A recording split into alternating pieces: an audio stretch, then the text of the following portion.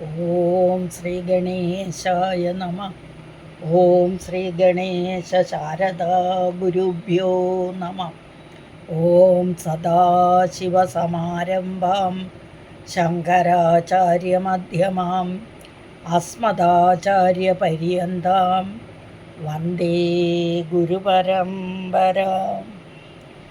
ഓം ശിവം ശിവകരം ശാന്തം ശിവാത്മാനം ശിവോത്തമം ശിവമാർഗപ്രണേതാരം പ്രണതോസ്മി സദാശിവം.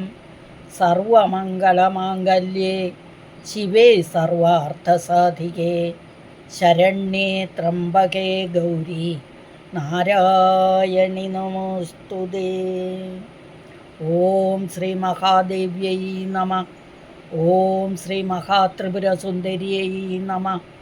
ഓം ശ്രീ ലളിതാംബികായൈ നമഃ. ഹരി ഓം. ശ്രീ ലളിതാ സഹസ്രനാമ സ്തോത്ര പഠന പരമ്പരയിലേക്ക് എല്ലാവർക്കും സുസ്വാഗതം. സുപ്രഭാതം, ശുഭദിനം നേരുന്നു. കഴിഞ്ഞ ക്ലാസ്സിൽ നമ്മൾ 70 വരെയുള്ള ശ്ലോകങ്ങളാണ് പഠിച്ചത്. 70ാമത്തെ ശ്ലോകം പഠിച്ചു കഴിഞ്ഞപ്പം 304 നാമങ്ങൾ പഠിച്ചു കഴിഞ്ഞു. ഇന്ന് നമ്മൾക്ക് പഠിക്കേണ്ടത് 71 മുതൽ 75 വരെയുള്ള ശ്ലോകങ്ങൾ. ആദ്യം ശ്ലോകങ്ങൾ വായിക്കാം. രാജരാജാർച്ചിത രാജ്ഞി രമ്യ രാജീവലോചന രഞ്ജനി രമണി രസ്യ രണകിങ്കിണിമേഖല രമ രാകേന്ദുവദന രതിരൂപ രതിപ്രിയ രക്ഷാകരി രാക്ഷസഗ്നി രാമ രമണലംബട കാമ്യ കാമകലാരൂപ കദംബകുസുമപ്രിയ കല്യാണി ജഗദീകന്ദ കരുണാരസസാഗര കലാവതി കലാലാപ കാന്ത കാദംബരി പ്രിയ വരദ വാമനയന വാരുണീമദവിഹ്വല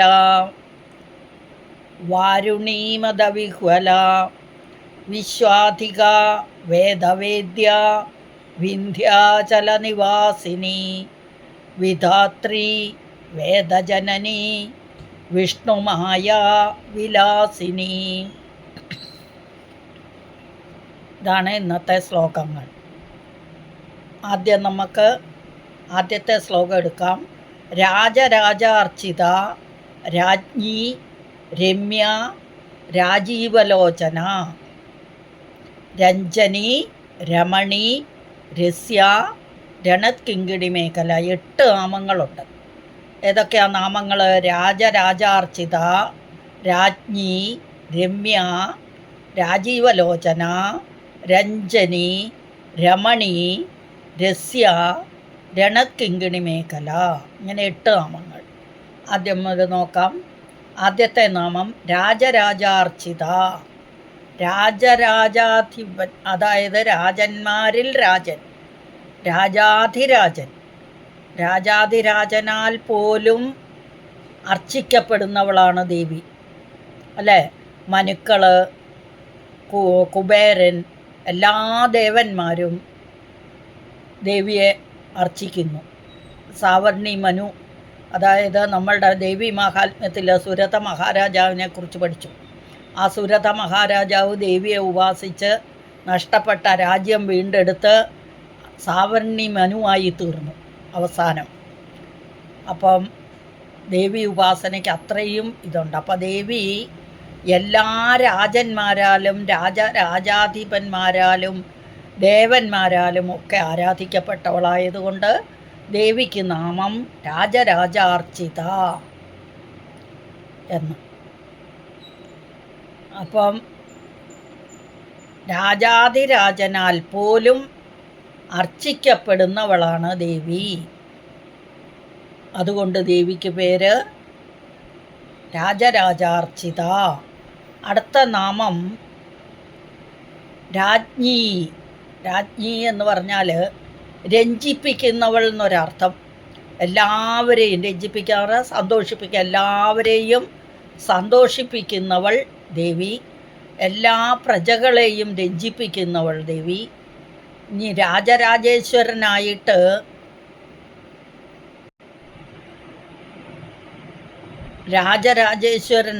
ആയ മഹാദേവൻ, രാജരാജേശ്വരനായ മഹാദേവനെ പോലും സന്തോഷിപ്പിക്കുന്നവളാണ് ദേവി.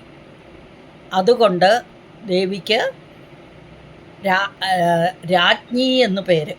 രഞ്ജിപ്പിക്കുന്നവൾ, സന്തോഷിപ്പിക്കുന്ന, എല്ലാവരെയും സന്തോഷിപ്പിക്കുന്നു. അതുപോലെ പ്രജകളെ മുഴുവൻ രഞ്ജിപ്പിക്കുന്നു. ഇനി രാജരാജേശ്വരനായ മഹാദേവൻ്റെ പട്ടമഹിഷിയാണ് ദേവി രാജ്ഞി. രാജാവിൻ്റെ ഭാര്യമാരെ രാജ്ഞി എന്നാണ് പറയുക. അപ്പം കുറേ രാജ്ഞിമാരുണ്ടാകും, അതിൽ പ്രധാനപ്പെട്ട രാജ്ഞിയെ പട്ടമഹിഷി എന്ന് പറയും. അതാണിവിടെ. അപ്പം രാജരാജേശ്വരനായ മഹാദേവൻ്റെ പട്ടമഹിഷി എന്ന അർത്ഥത്തിലും ദേവിക്ക് രാജ്ഞി എന്നു പേര്. അടുത്ത നാമം രമ്യ. രമ്യ എന്ന് പറഞ്ഞാൽ രമിപ്പിക്കുന്നവൾ, എല്ലാവരെയും രമിപ്പിക്കുന്നു. നമ്മുടെയൊക്കെ ആത്മസ്വരൂപമായി നമ്മളുടെയൊക്കെ ഹൃദയത്തിൽ സ്ഥിതി ചെയ്ത് ദേവി നമ്മളെ എല്ലാവരെയും രമിപ്പിക്കുന്നു, സന്തോഷിപ്പിക്കുന്നു. അല്ലെങ്കിൽ ആത്മസ്വരൂപമായി രമണം നടത്തുന്നു ദേവി നമ്മളിൽ. അതുകൊണ്ട് ദേവിക്ക് രമ്യ എന്നു പേര്. അടുത്ത നാമം രാജീവലോചന.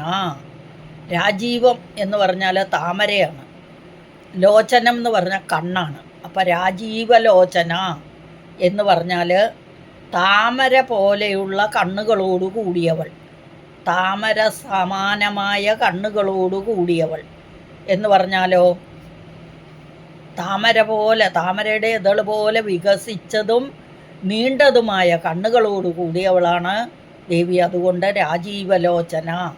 ഇനി ദേവിക്ക് കുറേ പേരുകളുണ്ടല്ലേ. അതിനകത്ത്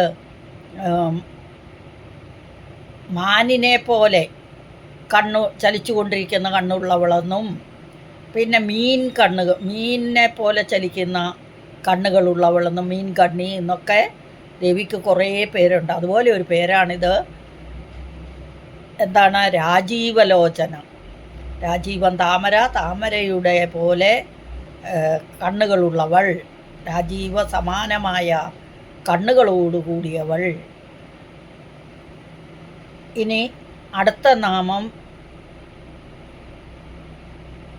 രഞ്ജനി.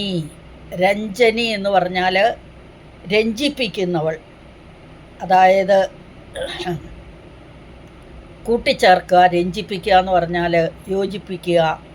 അതായത് നമ്മളുടെ എല്ലാം മനസ്സിനെ ഭക്തി കൊണ്ട് സന്തോഷിപ്പിക്കുന്നു, എന്നിട്ട് എല്ലാവരെയും ഒന്നിപ്പിക്കുന്നു ദേവി, രഞ്ജിപ്പിക്കുന്നു. അതായത് യോഗം അല്ലേ, ഈശ്വര തത്വമായ അല്ലെങ്കിൽ ഈശ്വര തത്വവുമായി രഞ്ജിപ്പിക്കുന്നവൾ, യോഗത്തിൽ നമ്മളെ എത്തിച്ചേർക്കുന്നു. ആ ഭക്തി കൊണ്ട് മനസ്സിനെ സന്തോഷിപ്പിച്ച് നമ്മളെ എല്ലാവരെയും ഒന്നിപ്പിക്കുന്നത് ദേവിയാണ്. അതുകൊണ്ട് രഞ്ജനി എന്ന ദേവിക്ക് പേര്. അടുത്ത നാമം രമണി. രമണി ഉത്തമയായ സ്ത്രീ എന്നർത്ഥം. എല്ലാ രമണിമാരെയല്ല ഉദ്ദേശിക്കുന്നത്, ദേവിയെക്കുറിച്ചാണ്. രമിപ്പിക്കുന്നവളെന്നും തപസ്യായ മഹാദേവനെ പോലും രമിപ്പിക്കുന്നവളാണ് ദേവി. അപ്പം എല്ലാവരെയും, ലോകത്തെ മുഴുവൻ രമിപ്പിക്കുന്നവൾ ദേവിയായതുകൊണ്ട് രമണി എന്ന ദേവിക്ക് പേര്. അടുത്ത നാമം രസ്യ. രസ്യ എന്ന് പറഞ്ഞാൽ രസിക്കുന്നവൾ, സ്വയം ആനന്ദിക്കുന്നവൾ, നമ്മളാൽ രസിക്കപ്പെടേണ്ടവൾ ആണ് ദേവി. അതുകൊണ്ടും ദേവി രസ്യ. പിന്നെ ദേവി തന്നെ ബ്രഹ്മാനന്ദ രസമാണ്. അതുകൊണ്ടും ദേവിക്ക് രസ്യ എന്ന് പേര്.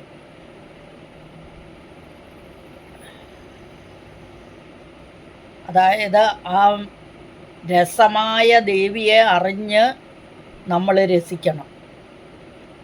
രസ്യ സ്വയം ആനന്ദിക്കുന്നവളെന്നും നമ്മളാൽ ആനന്ദിക്കപ്പെടേണ്ടവളെന്നും പിന്നെ ദേവി ബ്രഹ്മാനന്ദ രസമായതുകൊണ്ടും ദേവിക്ക് രസ്യ എന്ന് പേര്. അടുത്ത നാമം രണത് കിങ്കിണി മേഖല.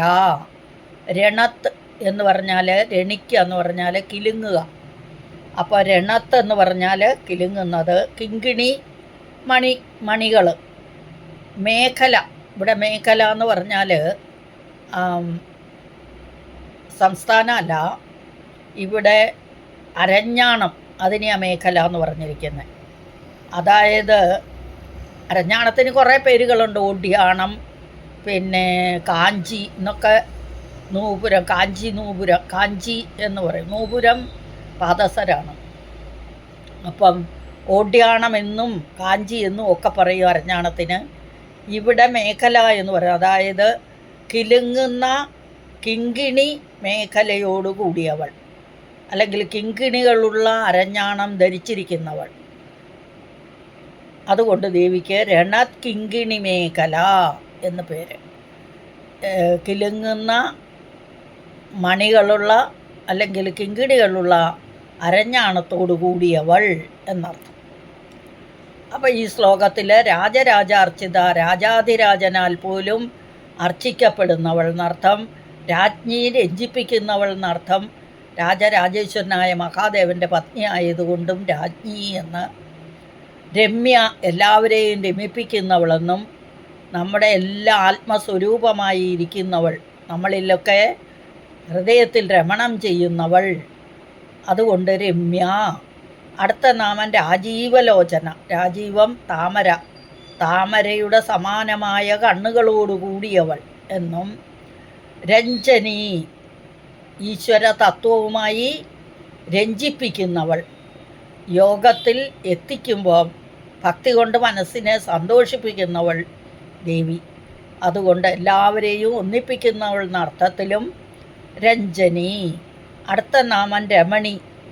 രമണി ഉത്തമയായ സ്ത്രീ, രമിപ്പിക്കുന്നവൾ, ഒരു കുടുംബത്തിൻ്റെ ഐശ്വര്യം ആ വീട്ടിലെ സ്ത്രീയാണ്.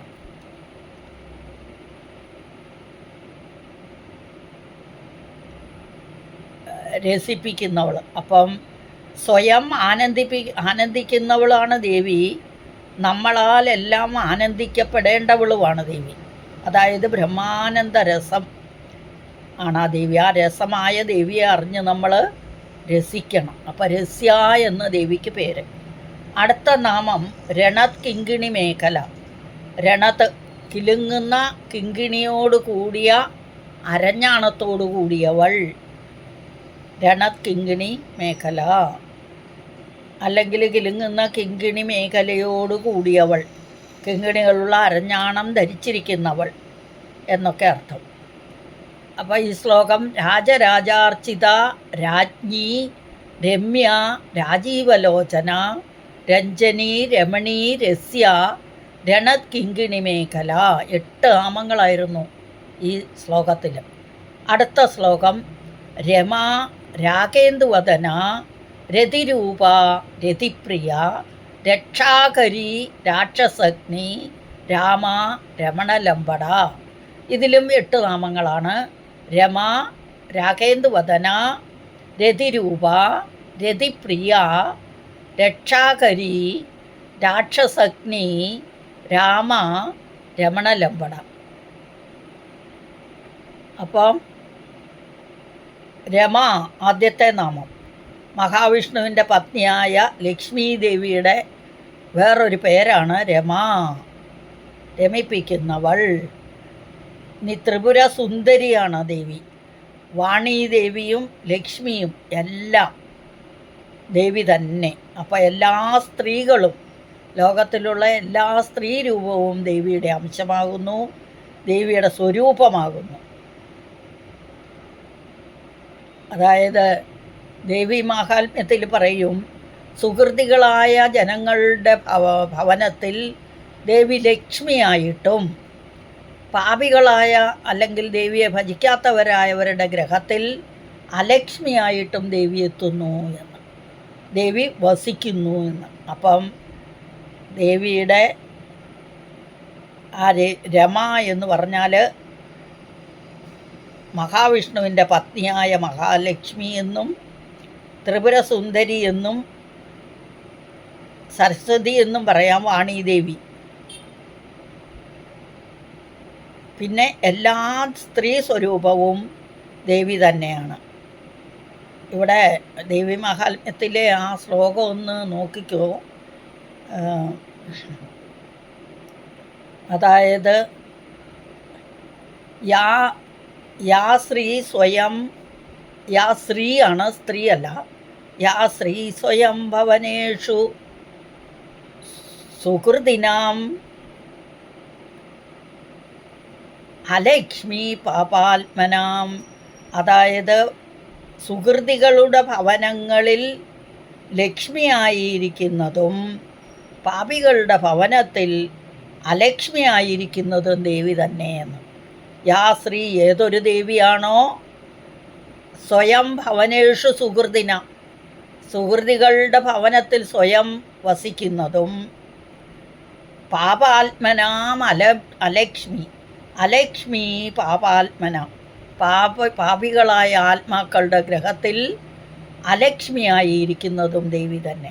അപ്പോൾ ഇതെല്ലാം രമ എന്ന് പറഞ്ഞാൽ രമിപ്പിക്കുന്നവളെന്നും നല്ല സൗന്ദര്യമുള്ളവളെന്നും മഹാവിഷ്ണുവിൻ്റെ പത്നിയായ ലക്ഷ്മിയുടെ ഒരു വേറെ പേരുമാണ് രമ.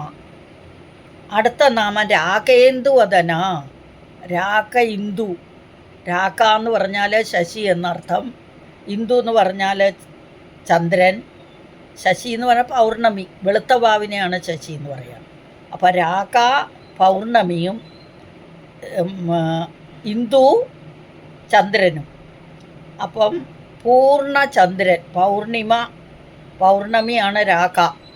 അപ്പോൾ പൂർണ്ണചന്ദ്രനെ പോലെയുള്ള മുഖത്തോടുകൂടിയ വദനമുഖമാണ്. അപ്പോൾ രാക ശശിയാണെങ്കിൽ, പൗർണമിയാണെങ്കിൽ ഇന്ദു ചന്ദ്രനാണ്, വദനം മുഖമാണ്. അപ്പം പൗർണമി പൂർണ്ണചന്ദ്രനെ പോലെയുള്ള മുഖത്തോടു കൂടിയവൾ, വെളുത്ത വാവിലെ ആ ചന്ദ്രനെ പോലെ പ്രകാശിക്കുന്നവൾ എന്നർത്ഥം. രാകേന്ദുവദന. അടുത്ത നാമം രതിരൂപ. രതിയുടെ രൂപത്തോടു കൂടിയവൾ. രതി ആരാണ്? ഒരർത്ഥം രമിപ്പിക്കുന്നവൾ എന്ന്, രണ്ടാമതൊരർത്ഥം മന്മഥൻ്റെ പത്നി, കാമദേവൻ്റെ പത്നിയായ രതീദേവി. കാമദേവൻ്റെ പത്നി, ഭാര്യയുടെ പേരാണ് രതീദേവി. അപ്പോൾ അതിസുന്ദരിയായ രതിയായിരിക്കുന്നതും ദേവി തന്നെ.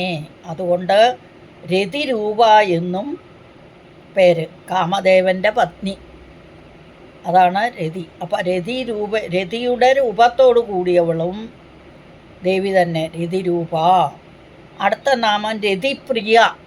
ആ രതിയോട് പ്രിയമുള്ളവൾ, അതായത് രമിക്കുന്നതിൽ പ്രിയമുള്ളവൾ എന്ന ഒരർത്ഥം. രണ്ടാമത് കാമദേവൻ്റെ ഭാര്യയായ രതിയോട് ഇഷ്ടമുള്ളവൾ, പ്രേമമുള്ളവൾ എന്ന അർത്ഥത്തിലും രതിപ്രിയ, രതിദേവിയോട് പ്രിയമുള്ളവൾ എന്നും എടുക്കാം. അപ്പം രതിപ്രിയ. രക്ഷാകരി. രക്ഷയെ ചെയ്യുന്നവൾ എന്ന് പറഞ്ഞാലോ എല്ലാവരെയും രക്ഷിക്കുന്നത് ദേവിയാണ്. ഇനി രക്ഷാകാരൻ എന്ന് പറഞ്ഞാൽ മഹാദേവൻ. ആ രക്ഷാകാരൻ എന്ന മഹാദേവൻ്റെ പത്നി ആയതുകൊണ്ട് രക്ഷാകരി എന്ന് ദേവിക്ക് പേര്. ഇനി രക്ഷ എന്ന് പറഞ്ഞാൽ ഭസ്മം എന്നൊരർത്ഥമുണ്ട്. അപ്പോൾ അതിൻ്റെ ആ ഉദ്ദേശത്തിലാണ് നമ്മൾ ഗണപതി ഹോമം ചെയ്ത് കഴിയുമ്പോൾ ആ പുല്ല് കത്തിച്ച് കഴിഞ്ഞ്, അല്ലേ, കത്തിച്ചിട്ട് അതിൻ്റെ ധ്രുവ കത്തിച്ചതിന് ശേഷം അതിൻ്റെ ചാരത്തിൽ നെയ്യ് പുരട്ടി, നെയ്യും കൂടെ കൂട്ടി ചാലിച്ചിട്ട് ഗണപതി ഹോമം എന്ന് പറഞ്ഞ് അതിൻ്റെ പ്രസാദമായി കൊടുക്കും. അതിന് രക്ഷ എന്ന് പേരുണ്ട് ആ പ്രസാദത്തിന്. അതുകൊണ്ടാണ് ഗണപതി ഹോമം ചെയ്യുന്ന ആ പ്രസാദം നമ്മൾ തൊടുന്നത്. അപ്പം രക്ഷാകരി, രക്ഷയെ ചെയ്യുന്നവൾ എന്നർത്ഥം. എല്ലാവരെയും രക്ഷിക്കുന്നവളെന്നും രക്ഷാകാരൻ എന്ന മഹാദേവൻ്റെ പത്നി ആയതുകൊണ്ടും, കൂടാതെ ഭസ്മം എന്ന അർത്ഥത്തിലും രക്ഷാകരി എന്ന ദേവിക്ക് പേര്. അടുത്ത നാമം രാക്ഷസഗ്നി. അഗ്നി എന്ന് പറഞ്ഞാൽ ഹനിക്കുക, ഇല്ലാതെയാക്കുക, നശിപ്പിക്കുക. രാക്ഷസന്മാരെ ഹനിക്കുന്നവൾ എന്നർത്ഥം. അപ്പം കഠിന ഹൃദയം ഉള്ളവരും ദുഷ്ടന്മാരുമായവരെ ദേവി കൊല്ലുന്നു, അല്ലേ? എത്രയോ രാക്ഷസന്മാരെ, എത്രയോ അസുരന്മാരെ ദേവി കൊന്നു. അതെല്ലാം ലോക നന്മയ്ക്കായിട്ട് ദേവി ചെയ്യുന്നതാണ്. അപ്പം ആ രാക്ഷസ സ്വഭാവത്തെ നശിപ്പിക്കുന്നത് കൊണ്ട് ദേവിക്ക് രാക്ഷസഗ്നി എന്ന് പേര്. അടുത്ത നാമം രാമ. രാമ എന്ന് പറഞ്ഞാൽ സ്ത്രീ എന്നർത്ഥം. അതായത് ഒരു ഗ്രഹത്തിൻ്റെ ഐശ്വര്യമാണ് ആ വീട്ടിലെ സ്ത്രീ. അപ്പോൾ ഭർത്താവിനെ രമിപ്പിക്കുന്നവൾ എന്ന് ഒരർത്ഥം. പിന്നെ സ്ത്രീകളെല്ലാം ദേവിയുടെ അംശമായതുകൊണ്ട് സ്ത്രീ സമസ്ത സകല ജഗൽസു എന്ന് പറയും ദേവി മഹാത്മ്യത്തിൽ. അതുകൊണ്ട് ദേവിക്ക് രാമ എന്ന് പേര്. രാ എന്ന് പറഞ്ഞാൽ ഇരുട്ട്, മാ എന്ന് പറഞ്ഞാൽ അകറ്റുക. അപ്പോൾ രാമ ഇരുട്ടകറ്റുക എന്നാണ് അർത്ഥം. ശരിക്ക് ഇവിടെ സ്ത്രീ എന്നർത്ഥം. ഗ്രഹത്തിൻ്റെ ഐശ്വര്യമാകുന്നവൾ, ഒരു വീടിൻ്റെ ഐശ്വര്യം ആ വീട്ടിലെ സ്ത്രീയാണ്. അപ്പോൾ ദേവി ഇത് പറയുന്നുണ്ടത്. അപ്പോൾ എല്ലാം ദേവി ആയതുകൊണ്ട് ദേവിക്ക് രാമ എന്ന് പേര്. രാമഹയല്ല, അത് പുല്ലിംഗാണ്. രാമ എന്ന് സ്ത്രീലിംഗം. രമണലമ്പട. ഭർത്താവിൽ താല്പര്യമുള്ളവൾ, മഹാദേവനിൽ താല്പര്യമുള്ളവൾ. ലമ്പടൻ, രമണൻ എന്ന് ഭർത്താവിന്, മഹാദേവന് പേരുണ്ട്. അപ്പോൾ ആ രമണനെ ലമ്പടം ചെയ്യുന്നത്, ആ ഭർത്താവിൽ താല്പര്യമുള്ളവൾ രമണലമ്പട.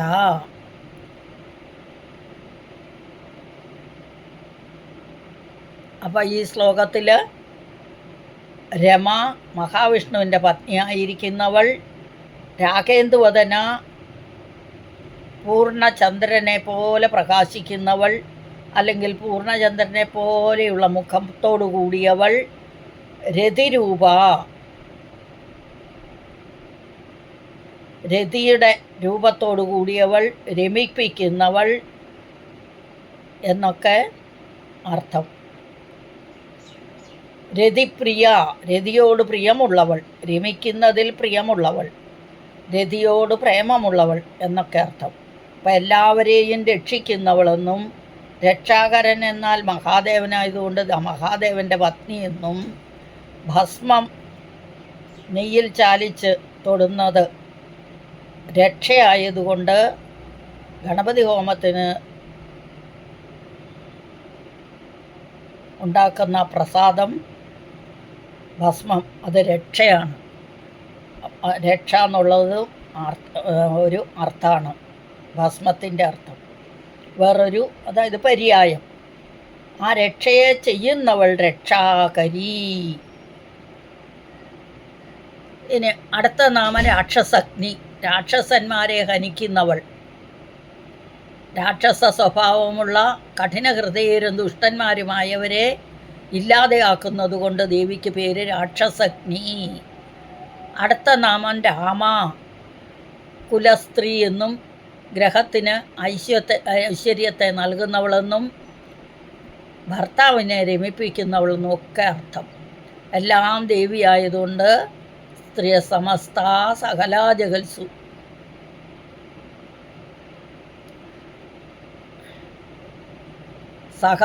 സകല സമസ്ത ലോകത്തിനും ഐശ്വര്യമായിരിക്കുന്നവൾ എന്നർത്ഥം. അടുത്ത നാമം രമണലമ്പട. ഭർത്താവിൽ താല്പര്യമുള്ളവൻ എന്നർത്ഥം. മഹാദേവനിൽ താല്പര്യമുള്ളവൻ, ഉള്ളവൾ, മഹാദേവനിൽ താല്പര്യമുള്ളവൾ എന്ന അർത്ഥത്തിൽ രമണലമ്പട.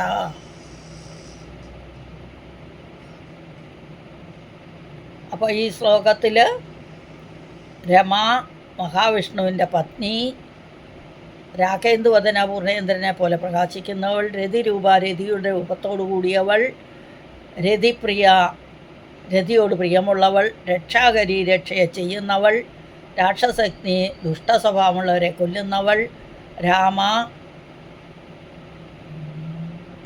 ഗ്രഹത്തിൻ്റെ ഐശ്വര്യമായിരിക്കുന്ന സ്ത്രീ എന്നർത്ഥം. രമണലമ്പട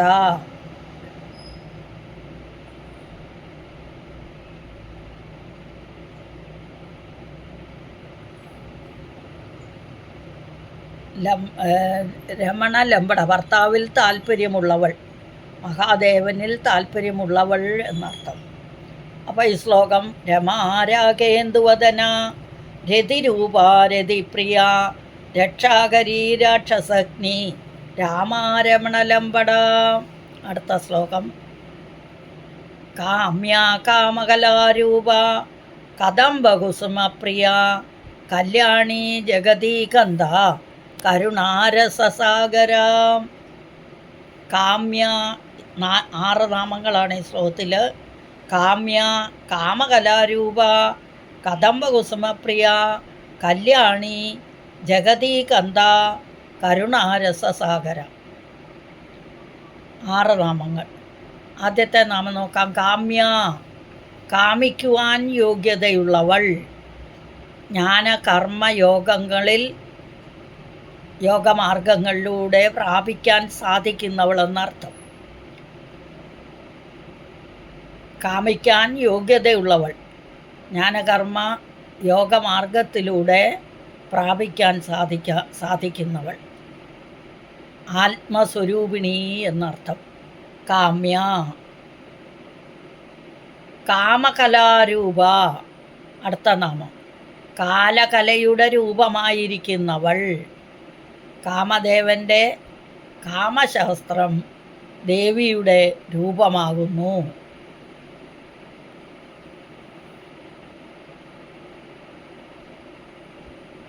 അപ്പം കാമൻ്റെ കാമശാസ്ത്രം, കാമദേവൻ്റെ കാമശാസ്ത്രം ദേവിയുടെ രൂപമാകുന്നു. എല്ലാവരുടെയും ഉള്ളിൽ ഒരേ ആഗ്രഹങ്ങൾ, അല്ലെങ്കിൽ പല ആഗ്രഹങ്ങൾ, ഓരോ ആഗ്രഹങ്ങൾ ജനിപ്പിച്ച് നമ്മളെ ഓരോ പ്രവർത്തികളിലേക്ക് നിയോഗിക്കുന്നത് ദേവിയാണ്. ദാമ്പത്യത്തിലായാലും നമ്മളിൽ കാമം ജനിപ്പിച്ച്, അതായത് ധാർമ്മിക കാമമാണ്, നമ്മളെ കൊണ്ടെല്ലാം ചെയ്യിപ്പിക്കുന്ന ദേവി തന്നെ ആയതുകൊണ്ട് ദേവിക്ക് കാമകലാരൂപ എന്ന് പേര്. കാമകലയുടെ രൂപമായിരിക്കുന്നവൾ. നമ്മുടെ താന്ത്രികത്തിൽ ഹ ര ഈം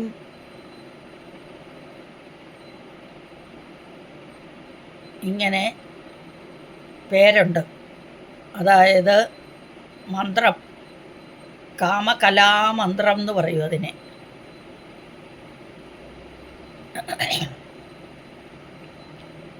കാമകലയുടെ രൂപമായിരിക്കുന്നവൾ, കാമദേവൻ്റെ കാമശാസ്ത്ര ദേവിയുടെ രൂപമായിരിക്കുന്നവൾ എന്നൊക്കെ അർത്ഥം. അടുത്ത നാമം കദംബകുസുമപ്രിയ. കദംബകുസുമപ്രിയ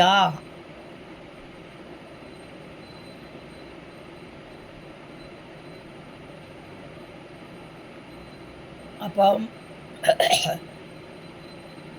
കദംബകുസുമം പ്രിയമായിട്ടുള്ളവൾ, കദംബ വൃക്ഷത്തിലെ പൂക്കൾ ഇഷ്ടപ്പെടുന്നവൾ, കദംബ പൂക്കുലകൾ ഇഷ്ടപ്പെടുന്നവൾ.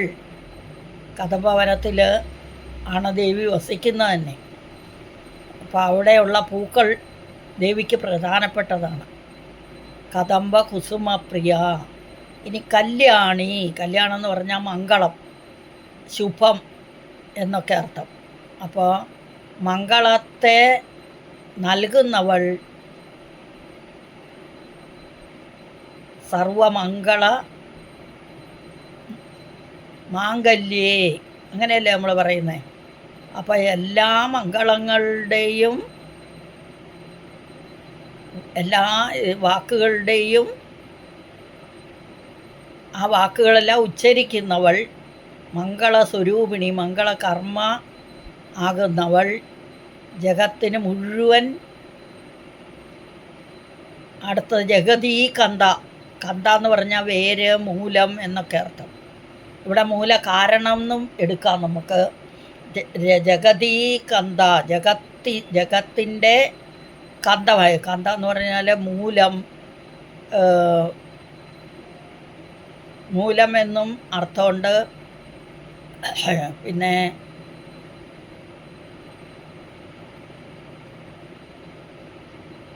കം ദദാതി ഇതി കന്ത എന്നുമുണ്ട്. അപ്പോൾ ജഗത്തിന് മുഴുവൻ വേരായിരിക്കുന്നവൾ എന്നൊരർത്ഥം, ജഗത്തിൻ്റെ മൂല കാരണമായവൾ എന്ന് വേറൊരർത്ഥം, ആധാരഭൂതയായിരിക്കുന്ന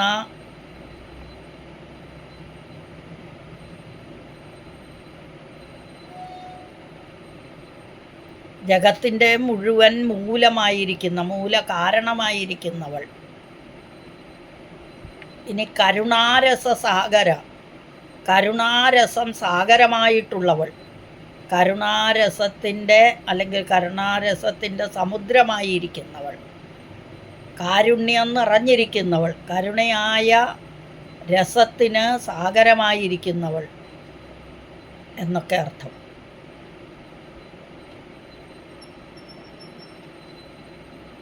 കരുണാരസസാഗര.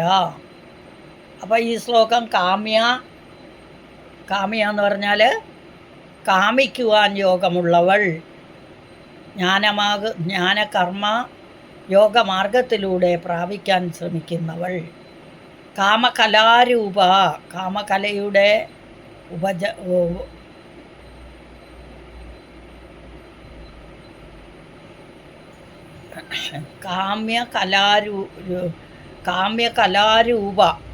കാമകലാരൂപ, കാമകലയുടെ രൂപമായിരിക്കുന്ന കാമദേവൻ്റെ കാമശാസ്ത്രം ദേവിയുടെ രൂപമാകുന്നു.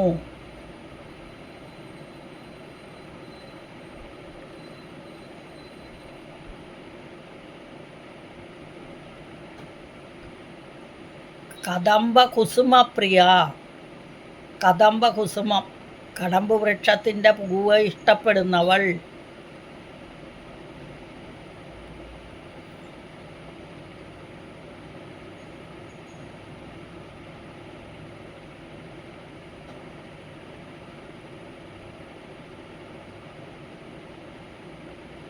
അപ്പം കദംബകുസുമപ്രിയ, കദംബകുസുമം ഇഷ്ടപ്പെടുന്നവൾ, കദംബ വനത്തിൽ ദേവി വസിക്കുന്നു, കദംബ പൂക്കളെ ഇഷ്ടപ്പെടുന്നവൾ എന്നർത്ഥം.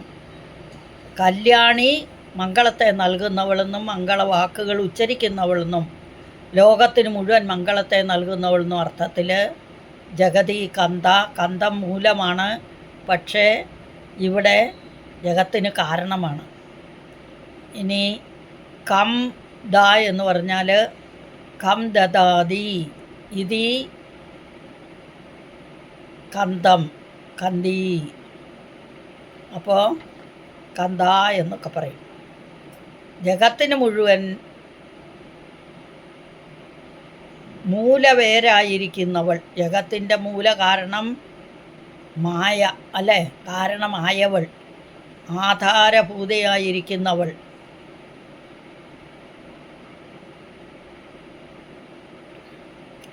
ജഗത്തിന് മുഴുവൻ കാരണഭൂതയായവൾ, ആധാരഭൂതയായവൾ, കരുണാരസസാഗര, കരുണാരസത്തിൻ്റെ സമുദ്രമായിരിക്കുന്നവൾ, കാരുണ്യം നിറഞ്ഞിരിക്കുന്നവൾ, കാരുണ്യമാകുന്ന രസത്തിൻ്റെ സാഗരമായിരിക്കുന്നു, സമുദ്രമായിരിക്കുന്നവൾ. അപ്പോൾ ഈ ശ്ലോകം കാമ്യ, കാമകലാരൂപ, കദംബകുസുമപ്രിയ, കല്യാണി, ജഗതീകന്ത, കരുണാരസസാഗര. അർത്ഥം മനസ്സിലായി എന്ന് വിചാരിക്കുന്നു. അടുത്ത ശ്ലോകം കലാവതി, കലാലാപ, കാന്ത, കാദംബരി പ്രിയ, വരദ, വാമനയന വാരുണി മദഉജ്വലാം കലാവതി, എല്ലാ കലകളും തികഞ്ഞിരിക്കുന്നവൾ, കലയോട് കൂടിയവൾ. കല എന്ന് പറഞ്ഞാൽ ഇവിടെ അംശം എന്നർത്ഥമുണ്ട്, കല എന്ന് പറഞ്ഞാൽ സമയം എന്നർത്ഥമുണ്ട്. ഇവിടെ വേറെ ഇതാണ്. അതായത് ഇവിടെ കലയോട് കൂടിയവൾ എന്ന് പറഞ്ഞാൽ ചന്ദ്രക്കലയെ ധരിച്ചിരിക്കുന്നവൾ, എല്ലാ കലകൾക്കും ആശ്രമമായവൾ, 64 കൈകളുള്ള ഭാഷിണി ദേവി.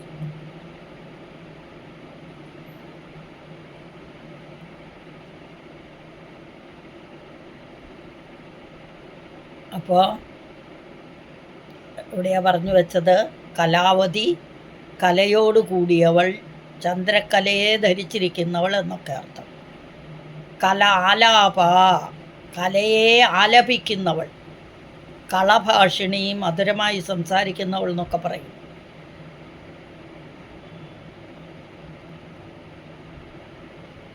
അപ്പം കലാലാപ, ലായും ലായും ആകാം കേട്ടോ. കലാലാപ എന്ന് പറയാം. ലാപ എന്ന് പറഞ്ഞാൽ കലാഭാഷിണി, മധുരമായി സംസാരിക്കുന്നവൾ എന്നൊരർത്ഥം. ഇനി ഇമ്പം നൽകി,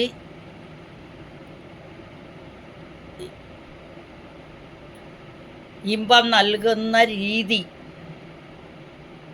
രീതിയിൽ സംസാരിക്കുന്നവൾ, കലകളെ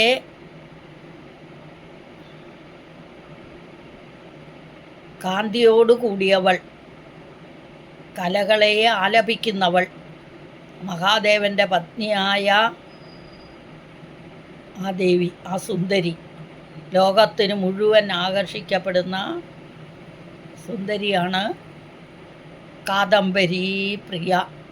കടമ്പ് വൃക്ഷത്തിൽ നിന്നെടുക്കുന്ന മധു പ്രിയമായിട്ടുള്ളവൾ, ആ കാദംബരി മധു പ്രിയമായിട്ടുള്ളവൾ. അതിൻ്റെ ഇടയ്ക്ക് ഒരെണ്ണം വിട്ടുപോയില്ലേ, കാന്ത, ഏറ്റവും കാന്തിയോട് കൂടിയവൾ, സൗന്ദര്യമുള്ളവൾ. മഹാദേവൻ്റെ പത്നിയായതുകൊണ്ട് ചിന്തിക്കുകയും വേണ്ട അല്ലേ. മഹാദേവൻ്റെ പത്നിയായ ലോകത്തിനെ മുഴുവൻ ആകർഷിക്കുന്നവളാണ് ദേവി.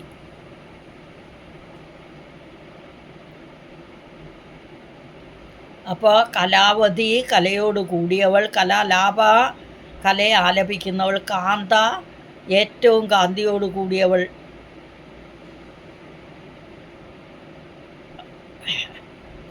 മഹാദേവൻ്റെ പത്നിയായ ലോകത്തിന് മുഴുവൻ ആകർഷണത്തെ നൽകുന്ന ദേവി കാന്ത, കടമ്പ് വൃക്ഷത്തിൽ നിന്നെടുക്കുന്ന മധുപ്രിയമായിട്ടുള്ളവൾ, അതിനെ അനുഭവിക്കുന്നവൾ, കാദംബരി പ്രിയ. ഇനി വരദ, വരദ എന്ന് പറഞ്ഞാൽ ദാനം ചെയ്യാം. വരദ എന്ന് പറഞ്ഞാൽ വരത്തെ ദാനം ചെയ്യുന്നവൾ. ദേവിയുടെ പാദങ്ങളെ കൊണ്ട് ദേവി വരം നൽകുന്നു. അത്രയ്ക്ക് സാമർഥ്യമുള്ളവളാണ് ദേവി. അപ്പം എല്ലാവർക്കും വരത്തെ ദാനം ചെയ്ത് അനുഗ്രഹിക്കുന്നതുകൊണ്ട് ദേവിക്ക് വരദ എന്ന് പേര്. അടുത്ത നാമം വാമനയന. വാമനയനം, വാമം എന്ന് പറഞ്ഞാൽ മനോഹരം എന്നൊരർത്ഥം. വാമസമ്പ്രദായം, ഒരു ഉപാസനാ രീതി, കർമ്മബലം, ഇതൊക്കെയാണ്. അപ്പം വാമനയന, മനോഹരങ്ങളായ കണ്ണുകളോടുകൂടിയവൾ, വാമ ആചാരത്തെ നയിക്കുന്നവൾ, കർമ്മഫലത്തെ നൽകുന്നവൾ എന്നൊക്കെ അർത്ഥം.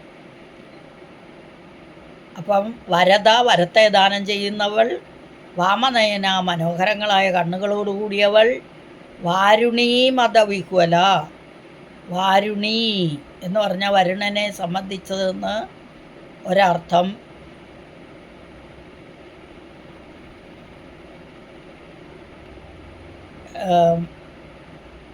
വാമനയന, മനോഹരങ്ങളായ കണ്ണുകളോടുകൂടിയവളെന്നും വാമ ആചാരത്തെ നയിക്കുന്നവളെന്നും സഫലത്തെ നൽകുന്നവളെന്നും അർത്ഥം. അടുത്ത നാമം വാരുണി മദവിഹ്വല. വാരുണി മദവിഹ്വല.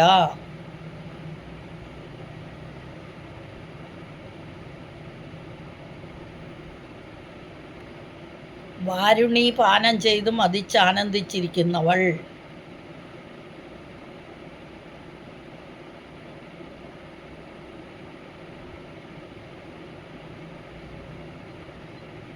അപ്പോൾ ഇവിടെ വാരുണി മതവികല എന്ന് പറഞ്ഞാൽ വരുണനെ സംബന്ധിച്ചത് വാരുണം.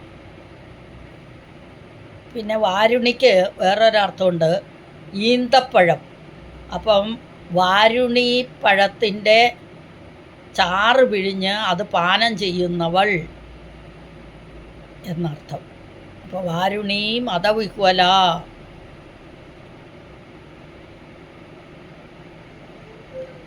വാരുണി പാനം ചെയ്ത് മതിച്ചാനന്ദിച്ചിരിക്കുന്നവൾ എന്ന അർത്ഥത്തിൽ വാരുണി മതവിഹ്വല. അപ്പോൾ ഈ ശ്ലോകം കലാവതി കലയോട് കൂടിയവൾ, കല ആലാപ കലയെ ഭാഷിക്കുന്നവൾ, കാന്ത ഏറ്റവും കാന്തിയോട് കൂടിയവൾ, കാദംബരി പ്രിയ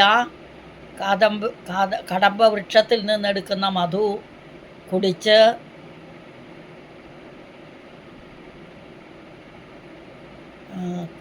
കടമ്പ് വൃക്ഷത്തിൽ നിന്നെടുക്കുന്ന മധു കുടിച്ച് ആനന്ദമായിരിക്കുന്നവൾ, ആ മധുപാനത്തെ അനുഭവിക്കുന്നവൾ.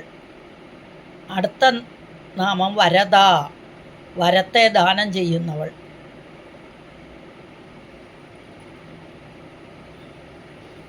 അടുത്ത നാമം വാമനയന, മനോഹരങ്ങളായ കണ്ണുകളോടുകൂടിയവൾ.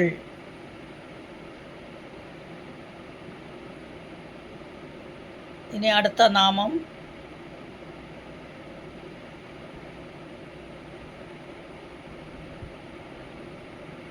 ഇവിടെ വാമനയന എന്ന് പറഞ്ഞാൽ, വാമം എന്ന് പറഞ്ഞാൽ മനോഹരം എന്നൊരർത്ഥമുണ്ട്. വാമ സമ്പ്രദായം ഒരു ഉപാസനാ രീതിയുണ്ട്. പിന്നെ കർമ്മബലത്തെയും വാമ എന്നാണ് പറയുന്നത്.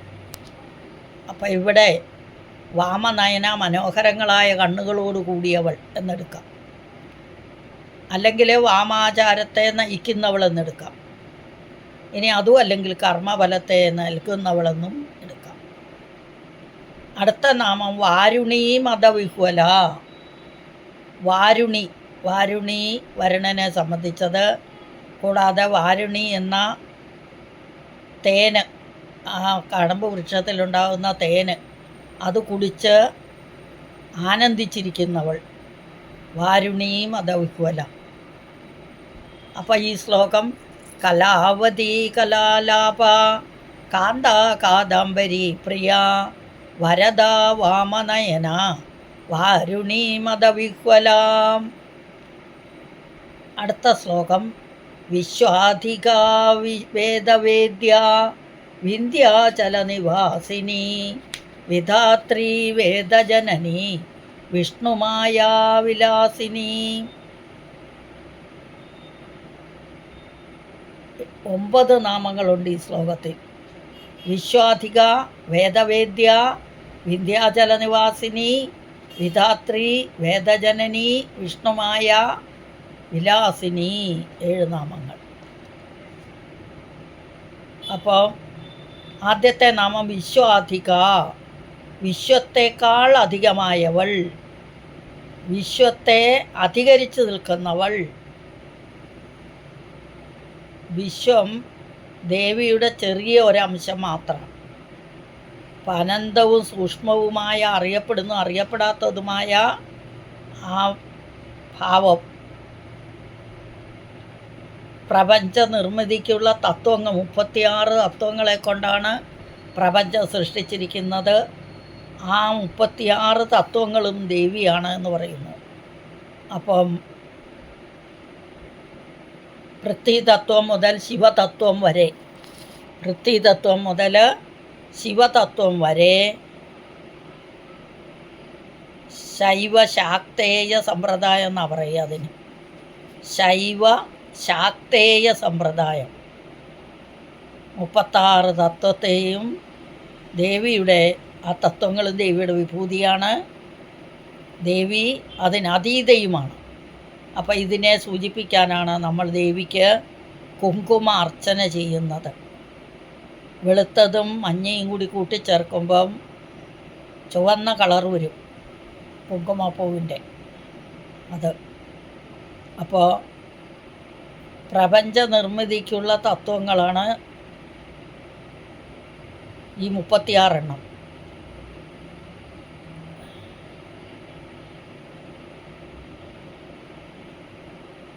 വിശ്വാധിക, വിശ്വത്തെക്കാൾ അധികമായവൾ എന്നെടുക്കാം.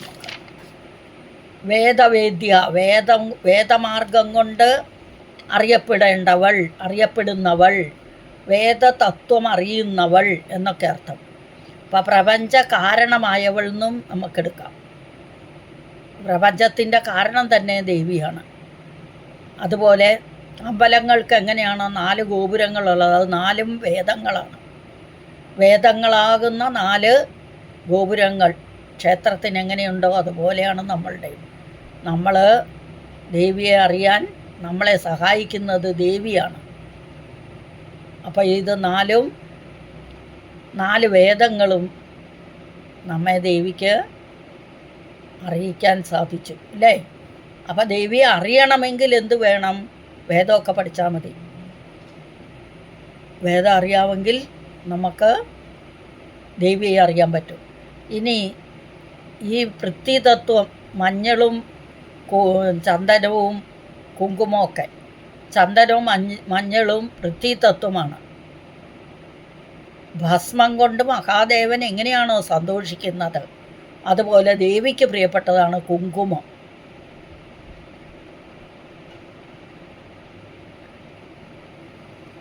അപ്പം കുങ്കുമം അതാണിവിടെ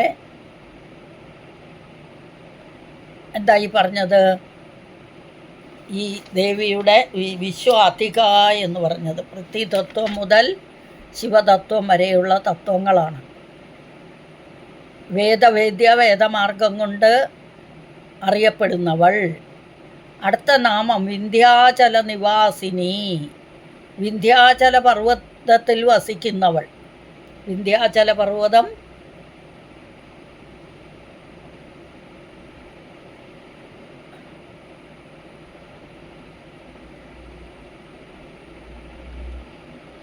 അപ്പോൾ ഈ വിന്ധ്യാചല പർവ്വതത്തിൽ വസിക്കുന്നവളാണ് ദേവി. അടുത്ത നാമം വിധാത്രി, പ്രപഞ്ചവിധാനം ചെയ്യുന്നവൾ. ഇവിടെ പ്രപഞ്ചവിധാനം ചെയ്യുന്നവൾ. ഒരു അമ്മ എങ്ങനെയാണോ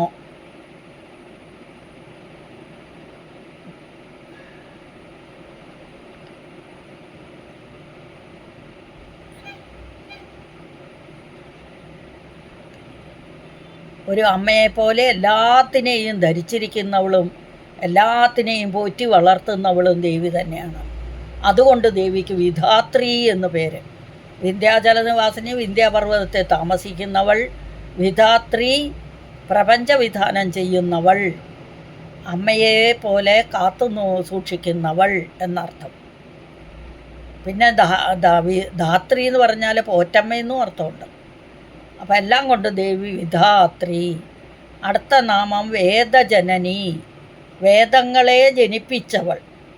വേദങ്ങളെല്ലാം ദേവിയാണെന്ന് പറയുന്നുണ്ട്. അപ്പോൾ വേദങ്ങളെയെല്ലാം ജനിപ്പിച്ചവളും ദേവിയാണ്. വിഷ്ണുമായ, വിഷ്ണുവിൻ്റെ മായാശക്തിയായിരിക്കുന്നത് ദേവിയാണ്. അപ്പം വിഷ്ണുവിനെ പോലും മോഹിപ്പിക്കുന്നവളാണ് ഈ കുഞ്ഞു ദേവി അല്ലേ? വിലാസിനി, വിലാസലോലയായി ഇരിക്കുന്നവൾ. അവിടെ വേദജനനി, വേദങ്ങളെ ജനിപ്പിച്ചവൾ. വിഷ്ണുമായ എന്ന് പറഞ്ഞാൽ വിഷ്ണുവിൻ്റെ മായാശക്തിയായിരിക്കുന്നവൾ.